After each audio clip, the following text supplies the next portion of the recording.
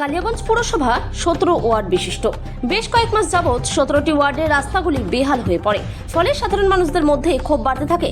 রাস্তা সংস্কারের দাবিতে বিভিন্ন সংগঠন ও রাজনৈতিক দলের পক্ষ থেকে এমনকি রাস্তা সংস্কারের দাবিতে কালিয়াগঞ্জ পুরসভার স্মারকলিপি প্রদান করা হয়। অবশেষে রাজ্যের মুখ্যমন্ত্রীর অনুপ্রেরণার পথশ্রী 4 প্রকল্প ও পাড়ার সমাধানের মধ্য দিয়ে কালিয়াগঞ্জের পুরসভার 17টি ওয়ার্ডের জন্য 46টি রাস্তা সংস্কারের কাজ শুরু হয়েছে। রাস্তা সংস্কারের জন্য আনুমানিক 7 কোটি টাকা বরাদ্দ হয়েছে।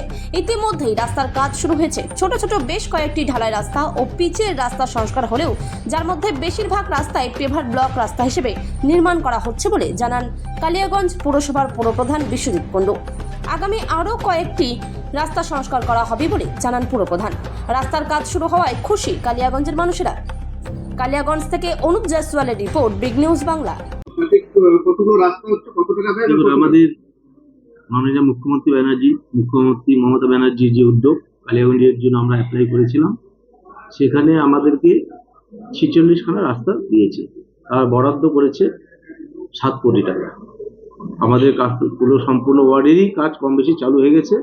হয়তো 2 মাসের মধ্যেই, আমাদের ইলেকশনের আগেই হয়তো সম্পূর্ণ কাজ কমপ্লিট আমরা দিয়ে দিতে পারবো।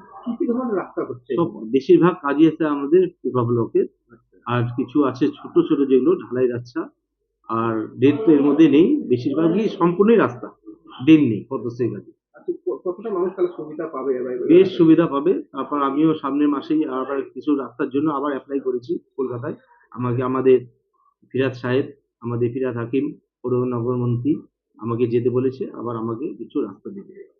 দীর্ঘদিন ধরে রাস্তা বেহাল হয়ে পড়েছিল, সাধারণ মানুষ থেকে রাজনৈতিক দলগুলো অভিযোগ করছে, সেখানে কতটা সুবিধা হলো? অনেক সুবিধা পেয়ে যাবে, আমি বলছি, আপনাদের কথা দিচ্ছি।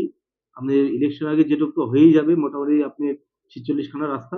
ইলেকশনের পরেও আমি আরো মোটামুটি 30খানা রাস্তার জন্য আমি অ্যাপ্লাই করেছি এবং আমরা প্রজেক্টও তৈরি করেছি। আগামীতে আমরা যেন এই রাস্তাগুলো পেয়ে যাবো।